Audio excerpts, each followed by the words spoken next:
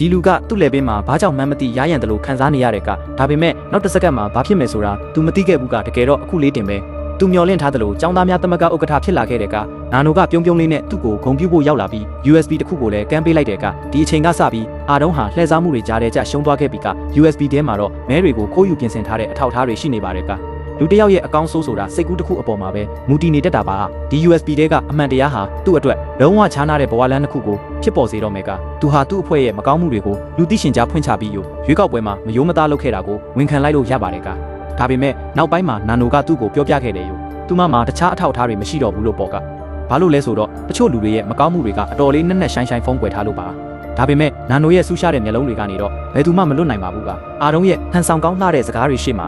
နာနိုကလက်ကိုဖြည်းဖြည်းချင်းဆန့်ထုတ်လိုက်ပြီးသူ့ရဲ့အနာဂတ်ကိုသူ့မျက်စိနဲ့ကိုတက်အပ်မြင်စေခဲ့တဲ့ကစင်ပေါ်မှာအာတုံးတယောက်အရန်ကိုတောက်ပနေတာကိုတွေ့ရမယ်ကတကြောင်လုံးကဆရာရိုးចောင်းသားတွေရဲ့ချီကျူးထောပနာပြုတာကိုခံယူနေရတာပေါ့ဒါပေမဲ့ရုတ်တရက်ဆိုသလိုပဲမဲလိန်ခဲ့တဲ့အထောက်အထားတွေကလူပုံအလယ်မှာပေါက်ကြားသွားခဲ့တဲ့ကအရင်ကရရှိခဲ့တဲ့ဂုံတိတ်ခါတွေအားလုံးပျောက်ကွယ်သွားပြီးဘာမှမရှိတော့တဲ့ဘဝဆိုးတဲ့ကိုရောက်သွားရတော့မယ်ကအာတုံးတယောက်မကြေမနက်ဖြစ်ပြီးလန်နိုးလာတဲ့အခါသူ့ရှေ့မှာလက်ဆွဲနှုတ်ဆက်နေတဲ့မြင်ကွင်းကရှိနေတော့ပါပဲတဲ့လက်ထဲမှာလည်းအမှန်တရားတွေရှိနေတဲ့ USB ကိုကင်ထားတော့ပဲတာဘေးမှာလည်းသူ့ရဲ့ရွေးကောက်ပွဲပိုစတာတွေကတ်ထားတော့ပါပဲတာသူ့ရဲ့ရွေးကောက်ပွဲပိုစတာတွေကတ်ထားတော့ပါပဲတာစိတ်ထဲမှာအတော်လေးရုန်းကန်ပြီးတဲ့နောက်သူဟာ USB ထဲကအထောက်ထားအားလုံးကိုရက်ဆက်ဆက်ဖျက်ပစ်လိုက်တဲ့အခါအဲ့ဒီအချိန်မှာပဲလေဘင်းကနေဘာကြောင့်မှန်းမသိရရန်လာပြန်တဲ့ကသွေးတွေပင်နေတဲ့ခဲတဲ့တစ်ချောင်းကသူ့လေဘင်းထဲကနေအပြင်ကိုထွက်လာခဲ့တဲ့ကဒါကစိတ်ကူးရင်အိမ်မက်တစ်ခုမဟုတ်တော့ပါဘူးကညစ်နဲ့တခေါင်လမ်းကြားထဲမှာနာနိုကစောင့်နေတာကြပါပြီကသူမစီမှာမဲလိန်တဲ့အထောက်ထားတင်မကဘူးအာတုံးကသူ့ရဲကောင်းတယောက်လိုဟန်ဆောင်ဖို့အတွက်ကားတိုက်မှုအတူဖန်တီးခဲ့တဲ့ဗီဒီယိုလည်းရှိနေပါတယ်ကအဲ့ဒီစကားကပဲအာတုံးရဲ့တက်ချင်ဖြတ်ချင်တဲ့စိတ်ကိုမီးမွေးပေးလိုက်တယ်လို့ဖြစ်သွားတဲ့က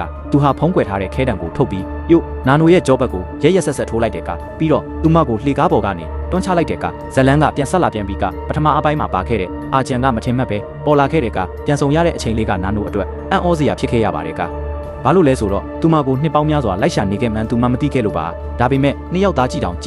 မကြည့်ရသေးခင်မှာပဲအေးဆက်လာတဲ့ခဲတံကထပ်ပြီးရောက်လာပြန်တဲ့ကအပြစ်မဲ့တဲ့အာဂျန်ဟာနှုတ်ပိတ်ခံရတဲ့သားကောင်ဖြစ်သွားရရှာတဲ့ကဒီလိုနဲ့ပဲအဲ့ဒီနေရာမှာတင်တေဆုံးသွားခဲ့ရတဲ့ကအဲ့ဒီနောက်မှာတော့သူတို့နှစ်ယောက်လုံးကိုရေထဲကိုနှစ်ပစ်လိုက်တဲ့ကဒါပေမဲ့သူလုံးဝမသိခဲ့တာကနာနိုဆိုတာတာမန်လူသားတယောက်မဟုတ်ဘူးဆိုတာပါပဲကသူမဟာအာဂျန်ကိုပွေ့ပတ်ထားရင်းဘဝမှာပထမဆုံးအကြိမ်ရင်ကွဲမတက်ခံစားခဲ့ရတဲ့ကအာတုံးကတော့နာနိုကိုတတ်လိုက်ရင်ဒီရှိုးဝက်ချက်ကိုထာဝရထိမ့်သိမ်းထားနိုင်မယ်လို့ထင်နေတာပါလားသူဟာကျောင်းရဲ့ပြလေစုံစည်းပွဲကိုပုံမှန်တိုင်းတက်ရောက်ခဲ့တဲ့ကဝစ်စုံအပြည့်နဲ့တကြောင်လုံးရဲ့လက်ခုပ်တံတွေကိုခံယူနေတာပေါ်ရတာပဲမဲ့သူလုံးဝနားမလည်ခဲ့တာကနာနိုဆိုတာဘယ်တော့မှပျောက်ကွယ်သွားမှာမဟုတ်ဘူးဆိုတာပါပဲတာသူမရဲ့တခုတည်းသောတာဝန်ကတော့လောကကြီးမှာရှိသမျှအမှောင်ထဲမှာဖုံးကွယ်ထားတဲ့မကောင်းမှုတွေအားလုံးကိုထိုက်တန်တဲ့ပြစ်ဒဏ်တွေပေးဖို့ပါပဲတာကျောင်းကစခရင်ကြီးပေါ်မှာလူတက်နေတဲ့ဗီဒီယိုကလူတိုင်းရှေ့မှာပေါ်လာ